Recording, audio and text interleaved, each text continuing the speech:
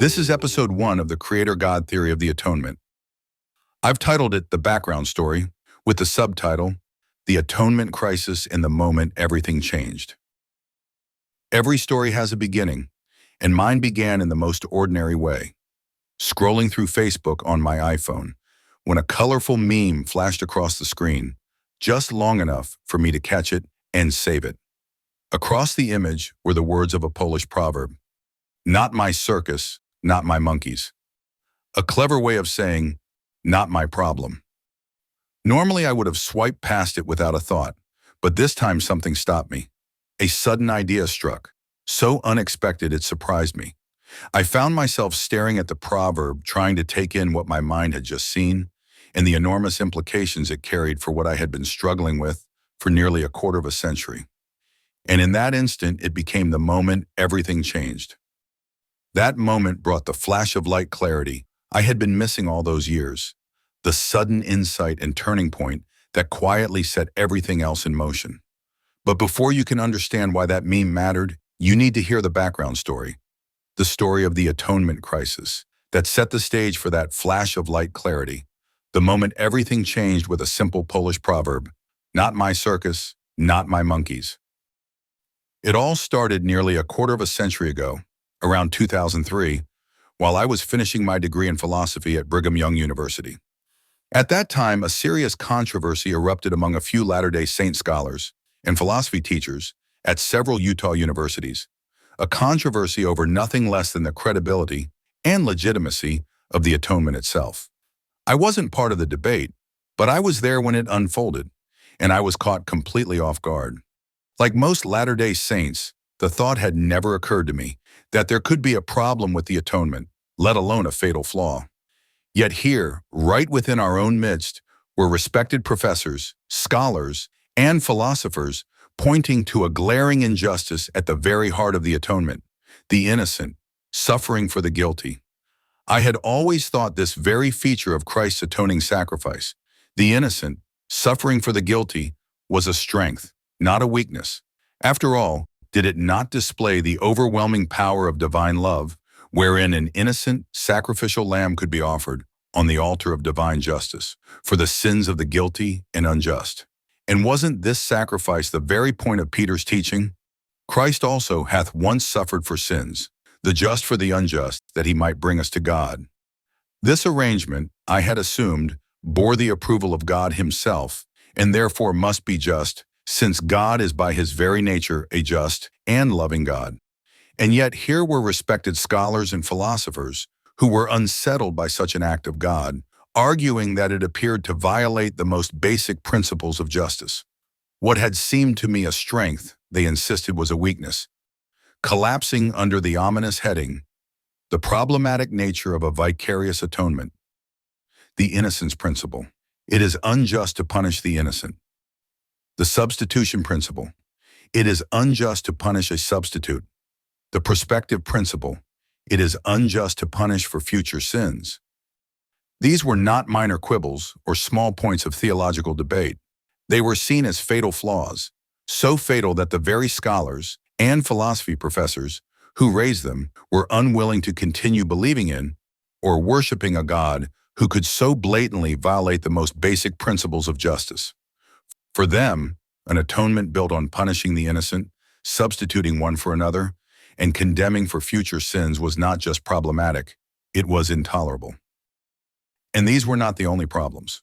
The scholars pressed further, insisting that the atonement itself looked like a solution in search of a problem.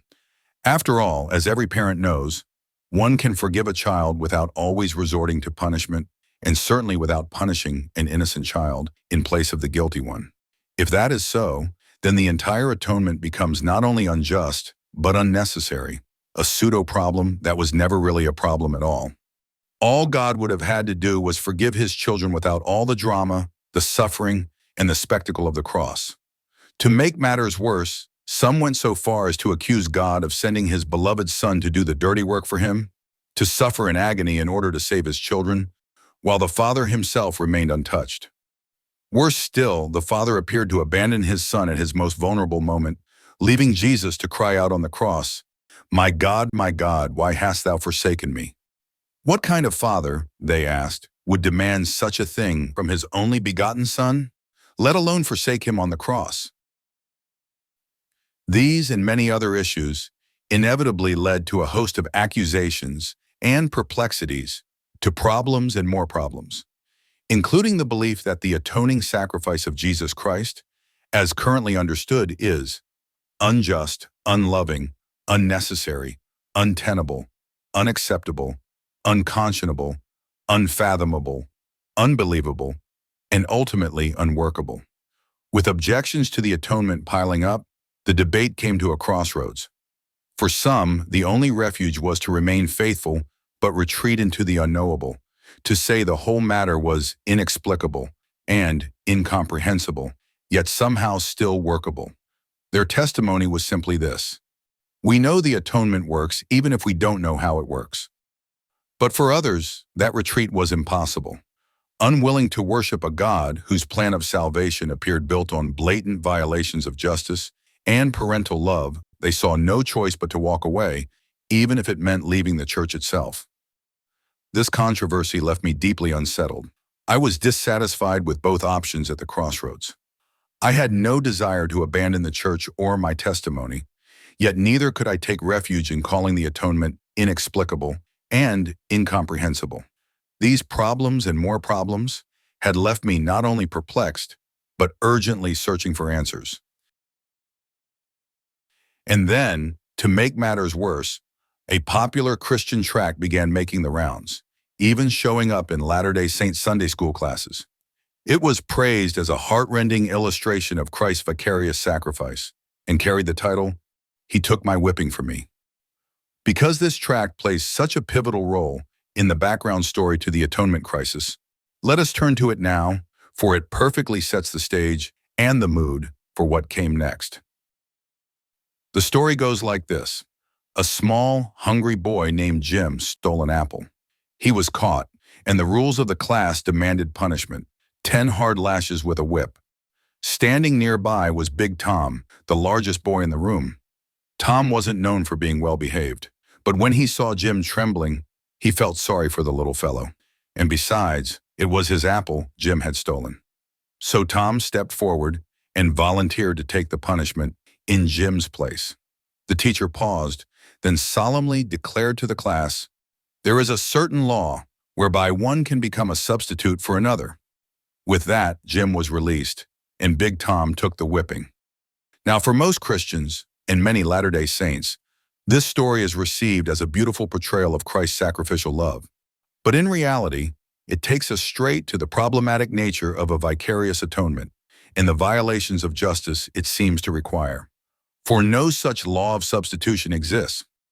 On the contrary, the story violates two of the most basic principles of justice.